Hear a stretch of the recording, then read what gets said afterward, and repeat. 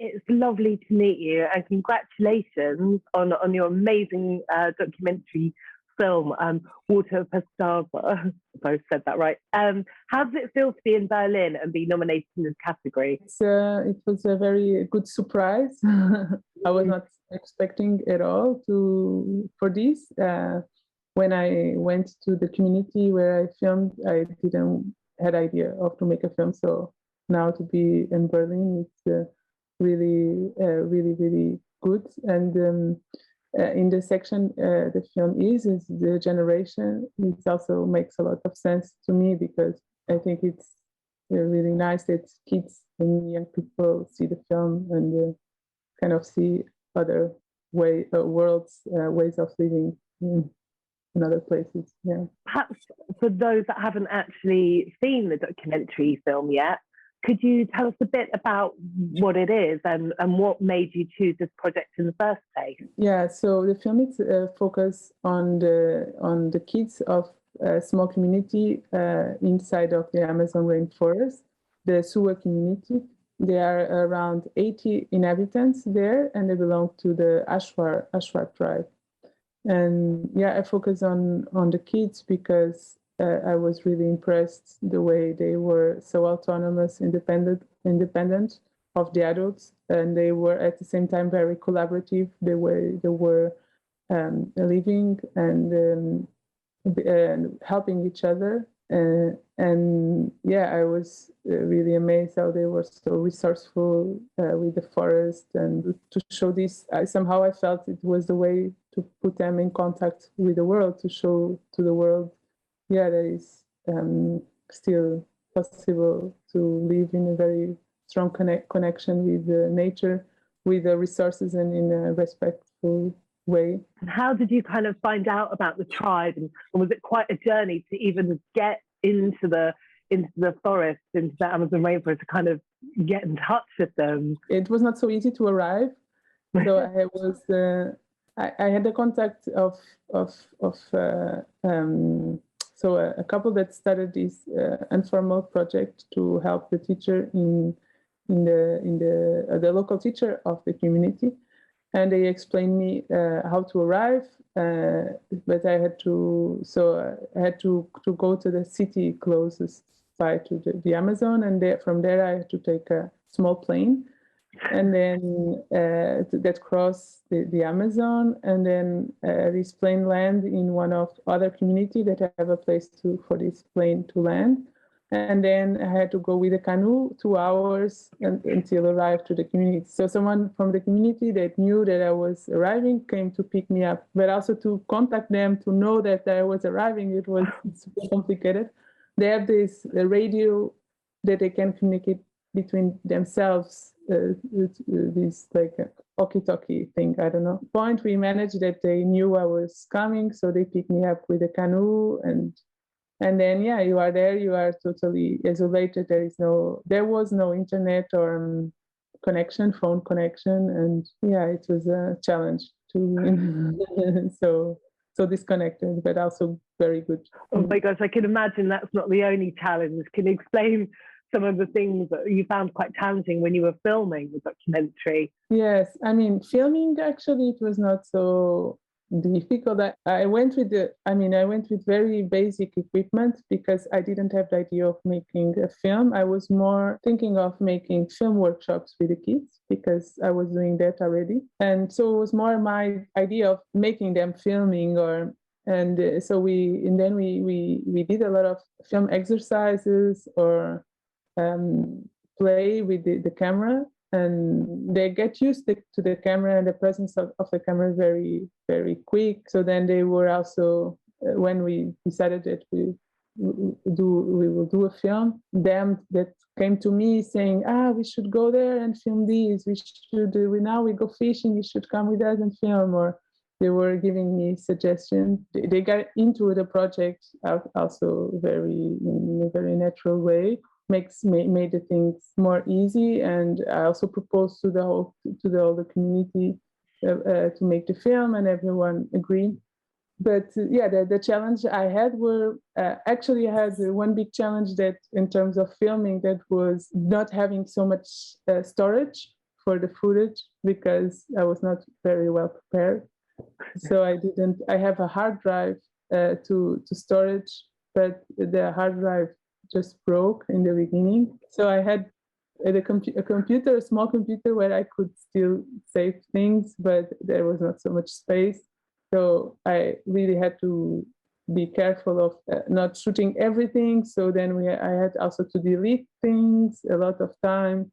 So it was difficulties, but at the same time, very interesting that not just filming whatever. I have really to be like when you in the old times where and also people that film with when you make a film with the film with like a real film, that you cannot film everything because you have to be more careful. And also to not have so much good like a sound recorder. It was hard for me to not then to think that I was not so well prepared and that I couldn't leave and get some better equipment. And then there was other challenges connected more with having to cook, like to make fire to cook every day. I think obviously the documentary it's really, shows a lot of rich biodiversity and also, the kind of tribes themselves. Were you kind of surprised how in tune with nature the children were? Really amazed the way the kids were relating to the environment and how they were so creative also with the elements they were finding in the nature. And yes, as I said, they were so resourceful with the elements of the forest. Also, what was I found interesting is that they, for example, they don't have so much this concept of something that it's disgusting for them, like when we see like a strange insect that we're like, oh, this is. But if they don't hurt you, if they don't do anything bad to you, they don't understand why you do this. For example, there were some cockroach, and for me it was a bit the cockroach, but they were playing with them. They were picking them and playing because they say they don't hurt you. Why you are afraid? So they have this more like pragmatic way of also to relate with the. And I think the section in the Berlin Film Festival sort of explores. It says how young people perceive the world, how they appropriate it, or how they're opposed to it. How did you find the children of the Ushuaia tribe adapting to the modern world?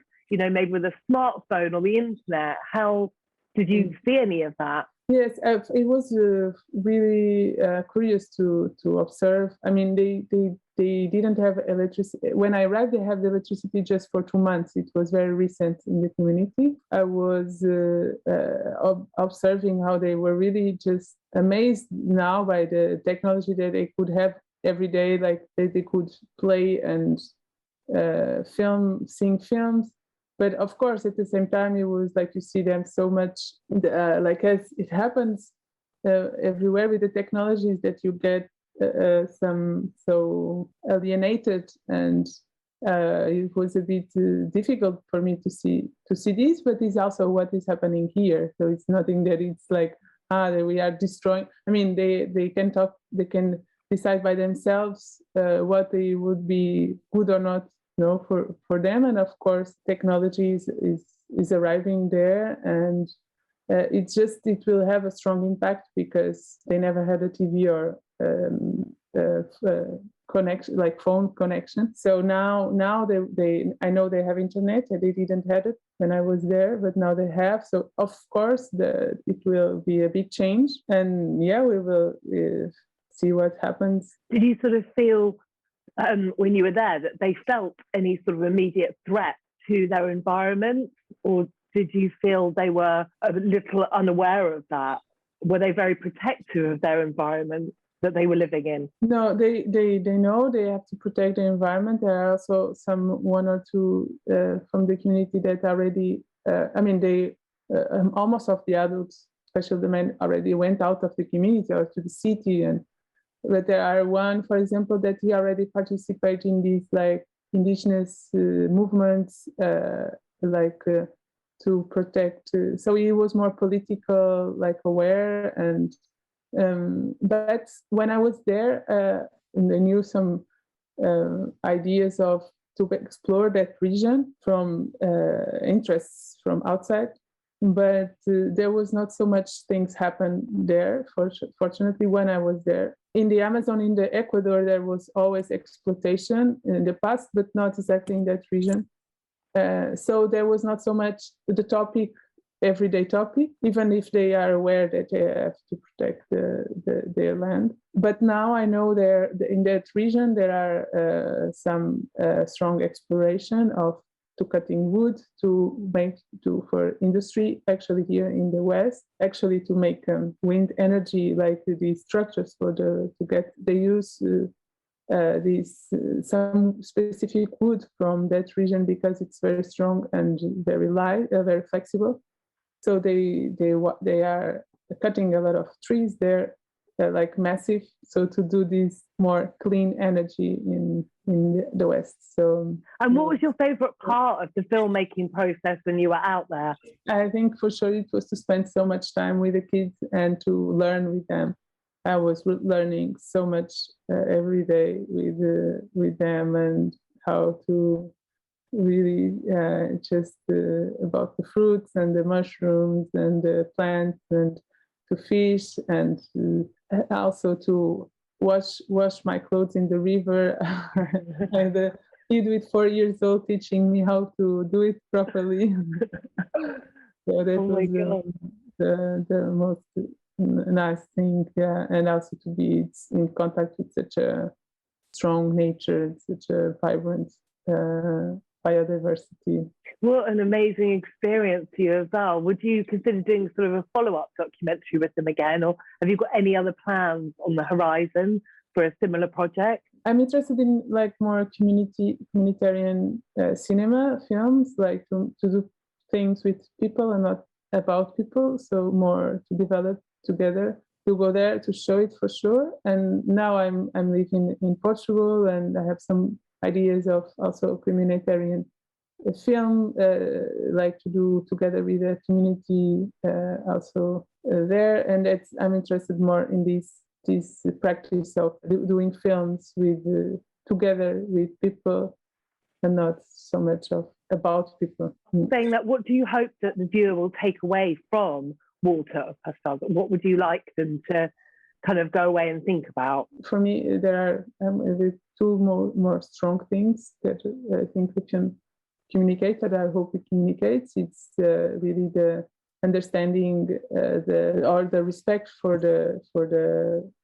this forest and these communities that are living there, and they are first taking care of the forest, and also their resources, the way they live, and we definitely have to respect and not allow that external economic interests destroy their land, because it's their resources and the way they live. And I hope that somehow seeing the kids really being so harmonious in this place, that we kind of understand that it's their place, and being inspired by the way they are living, the way we educate our kids is getting more and more in this protective and, I don't know, paternalized way, and which I also understand how things happen and how these like afraid of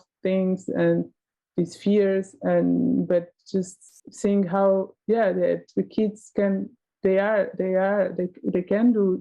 learn by themselves, and together between themselves they can be very they know they can learn by themselves if we let them grow in this more empowering way, it's let them discover the world and trust them. Well, thank you so much. Congratulations. It's an amazing documentary film, and enjoy your time in Berlin, and thank you so much for speaking to me. Thank you so much, Ines. Thank you.